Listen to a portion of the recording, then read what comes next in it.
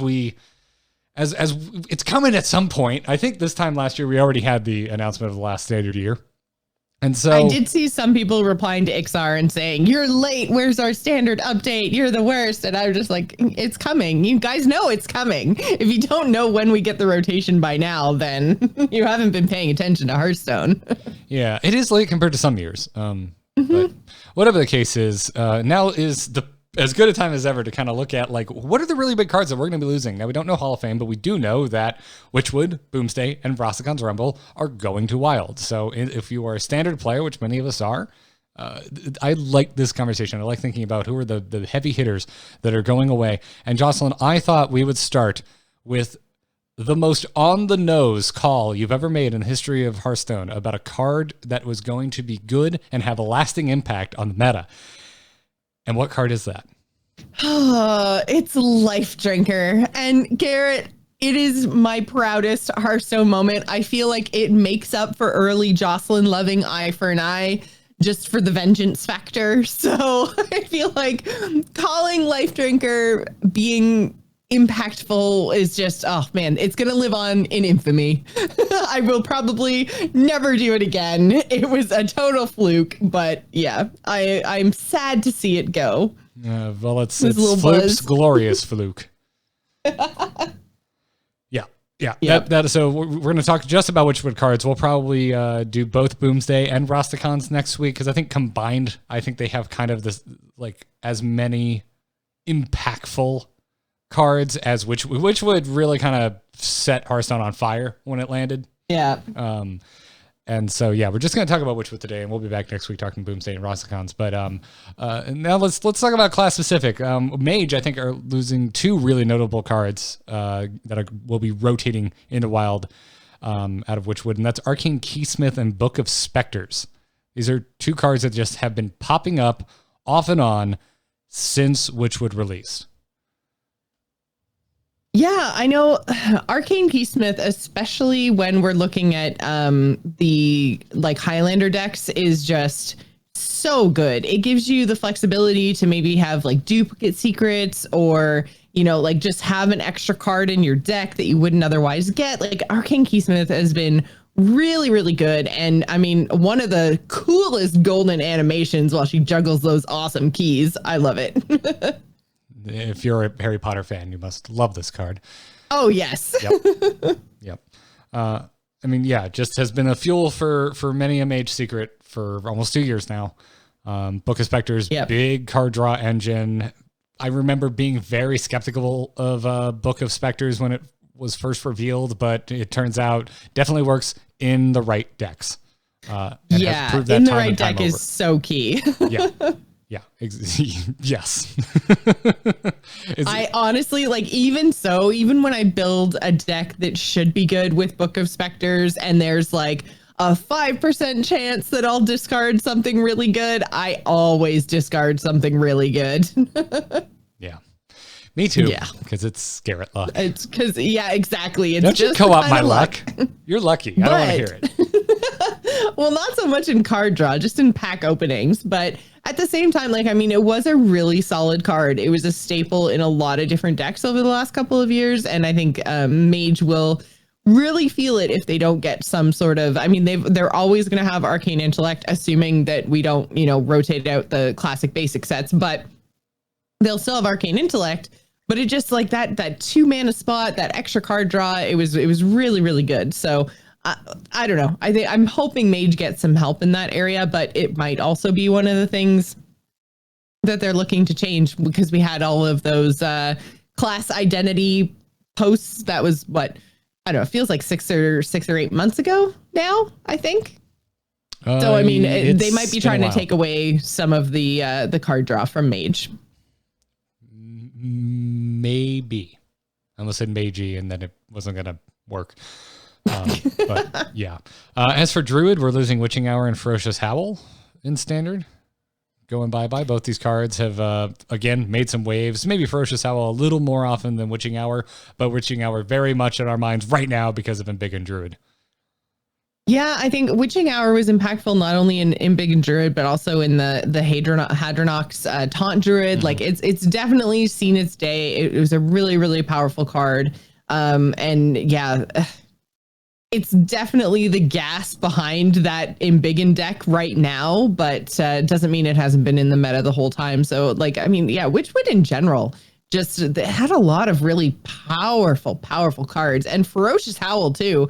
Like that kind of just came into the meta, and regardless of what you were playing, just kind of stuck around. Unless, I mean, even like Token Druids, I think, are the only ones that never really played it that often. But if you're going to be, you know, playing big mana anything, spells or minions, and there's a chance that you're holding on to, you know, 5 cards or more, then Ferocious Howl is just so good. Drawing a card and gaining that armor, oh, man, it's dirty.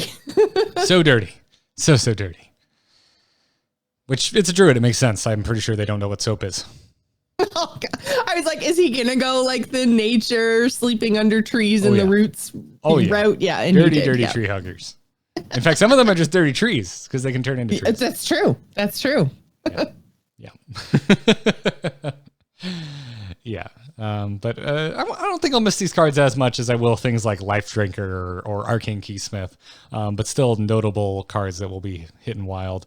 Over on Hunter in Witchwood, Rat Trap really stuck out to me as a Witchwood Hunter card that's going to wild. That's, again, has gone in and out.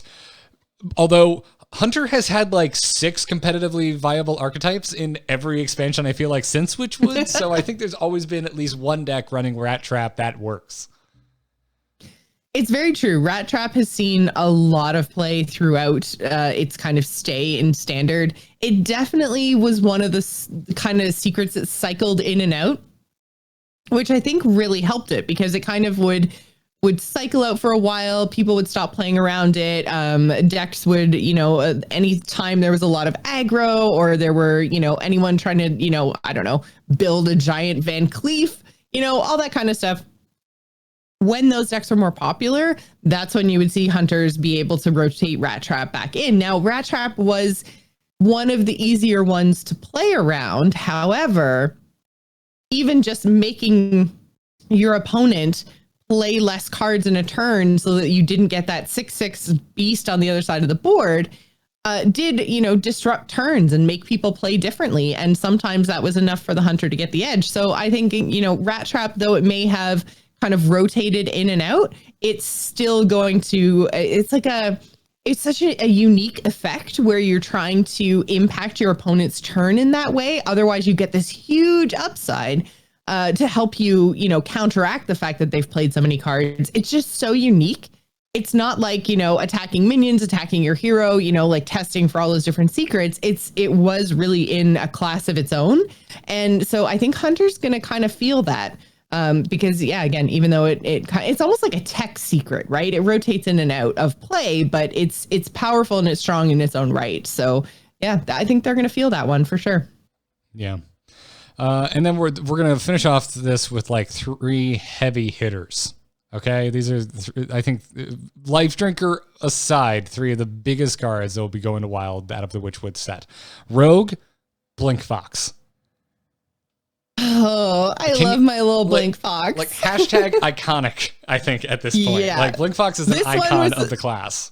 Yeah, this one was an insta gold for me. Like, go to, just make it. It's like Joss in a card. It's all like kind of spooky and kind of blue looking, but then there's like little pink like hearts and stuff, and oh god, oh man, I love this card. And the effect is really cool. But yeah, art wise, this is Joss in a card. I'm not sure I've ever thought I've never thought Jocelyn and spooky. Not once. Not once. Your stabby emoji. That's about it. Yeah. That's about it. But I've played Dead by Daylight with you, and you scream almost as much as I do. So not anymore. I'm so good now. I only scream when it's the spooky, like no terror radius killers. But everybody else, I'm like, I'm a survivor, man. I'm the best. Screw you, killers. It's me. All right, Warrior. Listen, I know it's a 1-drop. I know it's only got 1 attack, but this card This card has been the gas in the tank for so long. It's Town Crier. Yeah, this can go. This can go. It's a boring I am so card. ready for this. It just has been in ever since it was introduced. Like, just always. There was like maybe one or two decks that weren't playing this over the entire course of Witchwood's life in Standard. And oh man, those were just very, very like Pirate Warrior. Like, okay, you don't have a pirate tag, so you're out. But every other kind of warrior was just like, yeah, sure. Why wouldn't I want this 1/2 that draws me a card that then will help me control the board in a turn or two? And especially now with that stupid Galakron, the 3/2 Scion of Ruin. Yeah, this into Scion of Ruin can just get punched in the face. You're trying not to say Esset? Yeah, basically. We've definitely said on the show before. I don't know if I'm censoring it, but it seemed like you were trying to come up with a different term. What I was going to say was a lot more swears, Garrett. A lot more swears. Okay. All right. Sounds good. All right. And I'm gonna give the card that I'm gonna miss the most to Shudderwock and Shaman. I can see this. I mean, again, this was a really unique effect that they brought in Witchwood, and it's been its own archetype, like all through. It kind of came in. It was really funny. It was really cool. We were like, oh yeah, this is going to be pretty neat. And then like, bam, day one, people are like, okay, so here's how you like OTK somebody. Here's how you infinite this and infinite that. And here's how you break the timer so your opponent eventually just leaves because they didn't think. I forgot. I totally forgot about that. Yeah. So, I mean, it's definitely iconic. It was unique, and it's kind of too bad that it's rotating out because it's not nearly as oppressive now as it was when it came into the game when Witchwood launched. So I'm at the point now where I'm a little sad to see it go. And I played a lot of Shudderwock Shaman. I really liked the way that the deck played. I liked having a combo that just kind of got better and better as the game went on, that you could kind of build throughout, as opposed to having to play like 5 cards in a turn to do something powerful. It's like if I play 5 cards over the course of a game, then that's really cool. And I think that they kind of, the spiritual successor to that is very much like Galakron decks, where, you're invoking and your combo, your Galakron's getting more and more powerful. I mean, Cthulhu was kind of similar.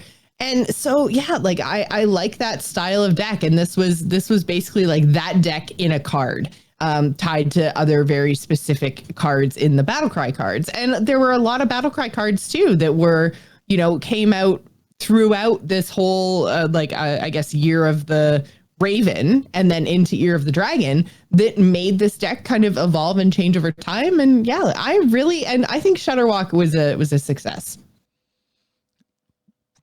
Agreed entirely, and honestly, like compared to Galakron Shaman, I think they did a better job like reining it in, because it's still, it kept coming and going and finding its place and losing its place and so on and so forth. Whereas Galakron Shaman's kind of dead now, and I'm probably the only person who misses it. But I liked how the deck played, even though it was clearly too powerful. But gonna miss Shudderwock again. Like if I'm saying that Blink Fox is an iconic card that we're gonna lose to Wild, like Shudderwock is right there with it.